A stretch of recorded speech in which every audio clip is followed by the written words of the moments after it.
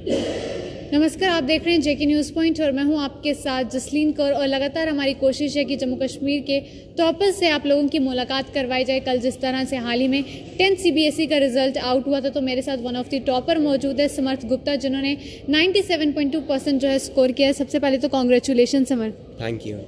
जानना चाहूँगी कि कितनी मेहनत थी इसके पीछे, और सबसे पहले जानना चाहूँगी जब रिजल्ट आउट हुआ फर्स्ट रिएक्शन क्या था आपका? मेरा फर्स्ट रिएक्शन एज सच इतना like I was happy, I was satisfied कि रिज़ल्ट अच्छा आया है, बट एज सच कोई सेलिब्रेशन या एज सच कुछ नहीं था। मुझे एक्सपेक्टेड था, तो होपफुली एंड थैंक गॉड कि इतना रिजल्ट आ गया। तो वहीं पेरेंट्स की भी बात करें तो घर वालों का भी किस तरह का रिएक्शन?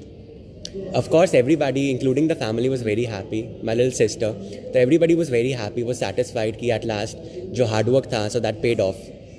That was. तो जानना चाहूँगी कि किस तरह की मेहनत रही और किस तरह का टाइम टेबल रहता था स्टडीज़ की, अगर बात करें शेड्यूल किस तरह का रहता था? So to be frank, जो beginning months थे like 4-5 months इतने I was serious, but जो time table था मैंने उसको पूरी तरीके से follow नहीं किया. So because of which during the last 6-7 months I had some problems coping up with the syllabus and revisions and test papers. But then I had this thing in my mind कि at least this is for the last time that I'm going to give sciences and maths exams because I've chosen humanities now. So all I wanted that it is the last time, so at least I should give my 200% so that I don't feel regret. I don't regret that I didn't work hard that time. So those 6-7 months in the last were very crucial for me, and all I want to tell all of the people who are watching this, that make sure you start working from the first day and don't leave it at the end. You will suffer. Exactly. और कहते हैं कि जब first time कोई board के exam से था nervousness भी बहुत ज़्यादा रहती है, तो उसको लेकर किस तरह का माहौल था? So जो first exam that was of English, तो उसमें थोड़ी सी नर्वसनेस थी because first time board centre में जा रहे हो, different school, different teachers, different type of जो इन्विजिलेटर थे, सो उसमें थोड़ी सी नर्वसनेस थी. But as the momentum came along, so वो नर्वसनेस खत्म हो गई and the focus shifted to writing well the exam. तो जानना चाहूँगी, जब एक दिन पहले कहते हैं कि ज़्यादा पढ़ना भी नहीं चाहिए क्योंकि काम रहना चाहिए, तो एक दिन पहले का रात को किस तरह का शेड्यूल रहता था? So actually that depended on the exam which is on the next day. For example, the exam like for example sciences.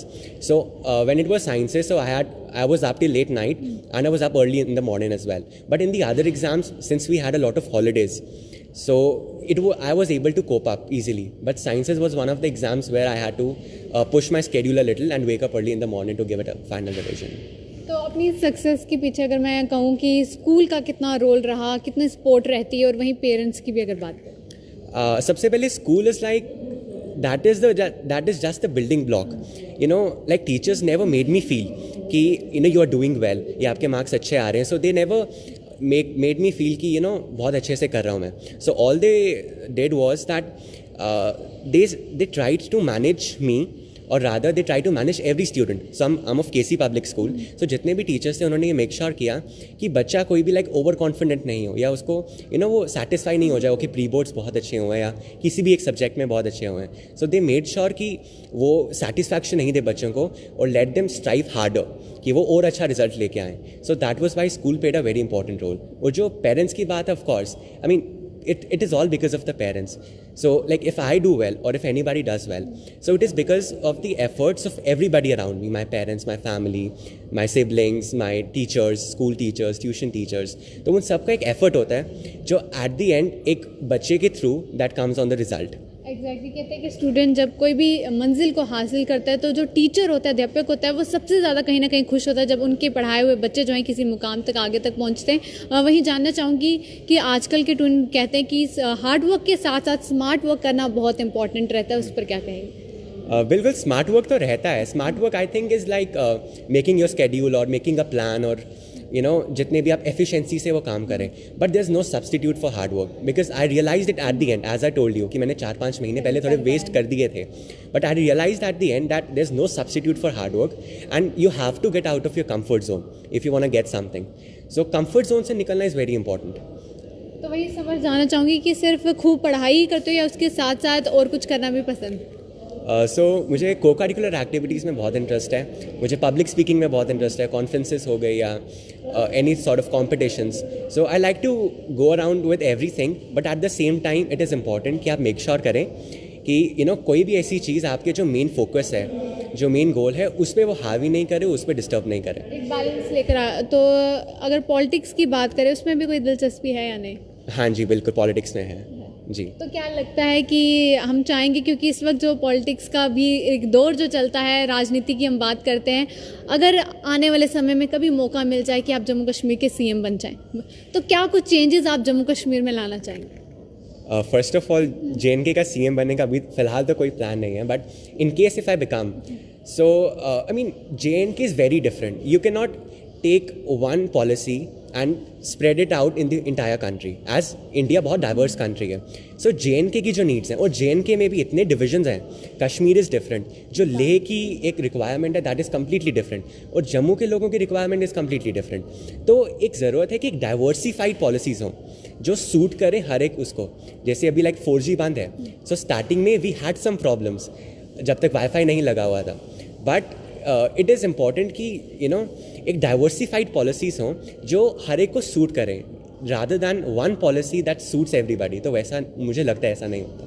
Exactly जहाँ पर आपने 4G की भी बात की, क्योंकि लगातार अभी तक जम्मू में जो है 4G सर्विसेज बहाल नहीं की गई. हालांकि कल जिस तरह से मुकेश अंबानी ने कहा है कि हम जल्द से जल्द कोशिश करें 5G को भी लाने की, तो जहाँ पर 5G की बातें चल रही वहाँ पर जम्मू कश्मीर अभी भी जो है 2G के सहारे जी रहा है, और लगातार जो है तारीख पे तारीख मिलती जाती है. वहीं समझ आपने बात की, क्योंकि बहुत सारे ऐसे लोग हैं बैकवर्ड एरियाज़ की हम बात करें, वो लोग वाईफाई अफोर्ड नहीं कर सकते, तो लगातार उन लोगों को भी जो है प्रॉब्लम्स यहाँ पर झेलने को मिल रही है. वहीं दूसरी ओर आपसे जानना चाहूँगी कि अगर हम एजुकेशन सिस्टम की बात करें, आपको क्या लगता है कोई कमी है या कुछ चेंजेस उसमें लाने चाहिए?